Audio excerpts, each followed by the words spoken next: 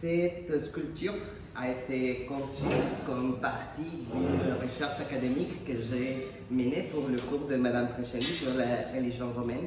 Et c'est une sculpture qui a inspiré la recherche, mais la recherche a aussi inspiré les sculptures dans un processus tout à fait synchronisé, que je pense que vous trouverez très intéressant parce que ça vous montre les possibilités créatives du travail académique. Cette sculpture s'insère néanmoins dans un projet, une série de sculptures que j'ai commencé il y a une année et demie, que j'ai appelée Nova Ars Antica. Je vais vous présenter très rapidement 3 de ces sculptures. On commence avec la première de cette série. C'est une série qui cherche à trouver une dimension nouvelle au buste. Quand j'ai commencé à faire de la sculpture, je faisais des très petites sculptures de corps en rond. Et mon professeur m'a dit qu'il fallait faire des bustes parce que c'est un travail tout à fait anatomique qu'il faut connaître. Mais je ne voulais vraiment pas parce que je trouvais le buste un peu ennuyant. Spécialement parce que je trouvais l'intérêt historique de faire le portrait d'une personne qui est disparue, mais je ne trouvais vraiment pas quelque chose de très engageant là. Alors, obligé à faire des bustes, j'ai cherché à trouver des formules, des défis qui aboutissent à faire des bustes une expérience narrative. Toute cette série de Nova Ars Antica, ce sont des bustes qui vous obligent à regarder la sculpture d'une manière tout à fait spécifique, normalement face à face. La première sculpture, c'était un buste d'Ulysse. Celui-ci a été réalisé au Mexique. Comme vous voyez, c'est un buste assez classique, mais quand on est allumé avec une bougie, quand on regarde directement dans ses yeux, on trouve la scène de Polyphème et le Cyclope. Il y a ici une autre vue. C'est vraiment une mise en scène. C'est quelque chose que c'est difficile à regarder parce que la perspective que vous avez, c'est tout à fait encombrante. Vous pouvez seulement regarder dans un sens, mais si vous bougez un peu, si vous trouvez l'angle, vous trouverez que c'est tout à fait une mise en scène en rond. Vous voyez par exemple ici Odyssée, Ulysse et ses compagnons qui bataillent avec le Cyclope. Ces sculptures sont aussi son objet d'un travail plus grand parce que ça commence avec un exercice littéraire. Ma formation était à l'époque, avant, originellement, en littérature. Alors, je cherchais toujours de créer de ce qu'on appelle en allemand des Gesamtkunstwerk, où la littérature, l'art et la sculpture cherchent à se mélanger. Alors, ces sculptures ont toujours été accompagnées d'un exercice littéraire, d'un sonnet ou de vers libres. Je vais vous montrer une vidéo. The gods assail us men to give us song. They doom to suffering the human heart, but through our woe we create celestial art and justify all evil and all wrong.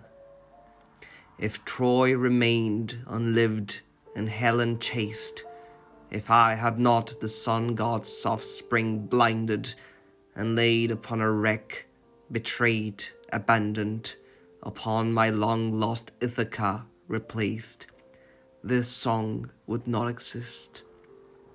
This very verse is graven deeply upon my every dream. I close my eyes and see the Cyclops scream. My song but justifies these bloody years. The poets sing my tale, I live anew, a myriad horrors ever to renew. Ithaca replaced. This song would not exist. Sculpture que j'ai réalisée, c'est la première sculpture que j'ai réalisée en Italie, après un travail anatomique de beaucoup de répétitions. Et c'est une sculpture que j'avais pensée comme une allégorie de l'histoire de l'art. Cassandre, vous savez, le buste assez classique, mais quand on regarde directement, et ça te force une position assez intime, parce qu'on regarde une sculpture comme on n'a pas vraiment le droit de le faire. Au Louvre, si vous faites ça, vous serez viré. Parce qu'il faut être vraiment pile poil en face d'elle pour regarder dans ses yeux et voir ce qu'elle a dedans. C'est quelque chose qu'on fait normalement avec les gens. On regarde les yeux pour trouver ce qui se cache dedans.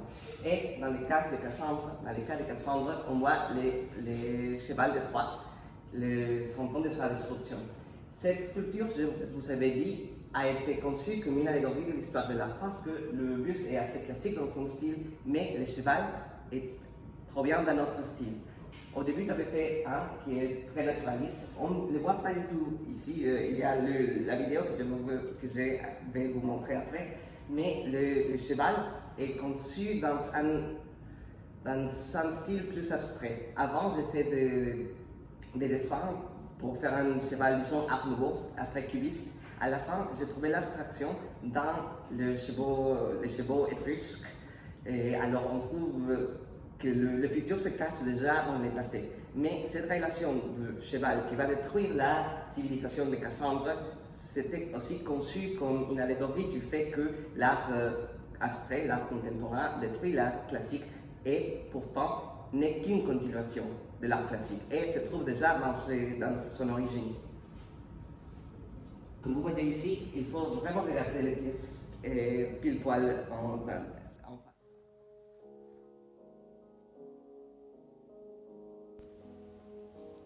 Il futuro viene dal domani, ma lo vedo ora, l'ho in testa.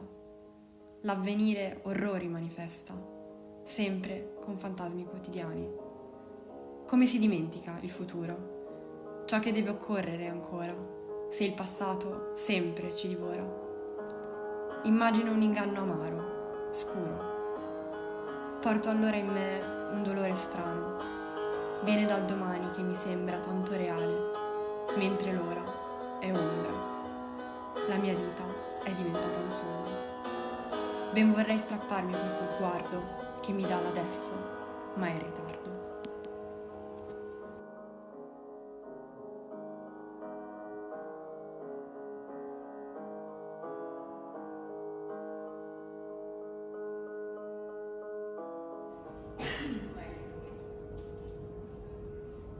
Fractures artificielles dans les sculptures. Et ces fractures ont commencé comme un exercice seulement de fente archéologique. C'est pour donner à la sculpture cette allure d'être un objet antique. Par contre, ces fractures cherchent à s'exprimer pas seulement dans une logique des siècles, mais aussi des années. J'ai toujours cherché avec les bustes d'exprimer la amartia, l'horreur tragique qui fait un renversement du bonheur au malheur. Alors c'est exactement ces objets, ces moments dans la vie d'un héros que j'ai cherché d'exprimer. C'est-à-dire que les fractures sont tout à fait les fractures du temps, mais aussi les fractures du traumatisme, les fractures qui ont lieu dans la vie de quelqu'un. On passe maintenant à la proserpine. Une sculpture n'est d'une recherche académique, mais une recherche née d'une sculpture. Lorsque j'ai fait une recherche pour le cours de Madame Crescenzi d'Introduction à la religion romaine, j'ai fait une recherche sur l'iconographie de Proserpine et les changements que cette iconographie a eu depuis les représentations grecques et la représentation romaine. Dans les représentations grecques, j'ai trouvé quelque chose que je ne m'attendais pas du tout.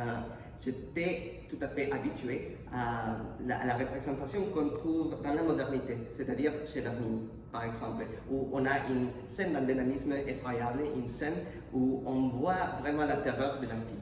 Mais dans les représentations grecques, ce sont des tablettes votives en terre cuite qui étaient données par des jeunes filles à Locri, dans le temple de Proserpine. On trouve quelque chose de très intéressant.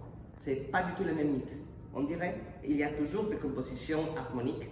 Il y a aussi une série dans l'enlèvement, mais c'est une autre chose. Mais on trouve principalement des compositions harmoniques où la déesse est trônée, où la déesse est puissante, où elle n'est pas du tout une victime. En voyant cette composition, j'étais tout à fait surpris et j'ai compris que ce n'est pas du tout la même déesse Perséphone que Proserpine. Quand on passe, par exemple, à la représentation romaine, on trouve quelque chose à qui on est plus habitué, c'est-à-dire le dynamisme, l'effroi de la jeune fille qui est enlevée par Hadès. Et ça c'est un sarcophage romain du 3e siècle après Jésus-Christ. Un sarcophage qui est un objet tout à fait mortière qui montre le traumatisme de la mort. Pour cette sculpture, je voulais faire un compromis. Je voulais avoir toujours cette ambiance de mort, mais en faisant une sculpture qui soit harmonieuse, qui soit pacifique. Ce n'est pas du tout la Proserpine de l'enlèvement tragique par Hadès, c'est la Proserpine qui a survécu cet enlèvement, qui a survécu ce traumatisme, et des années après, elle trouve dans les trous qui traversent son visage une sagesse. Et comme ça, je vous invite à la regarder.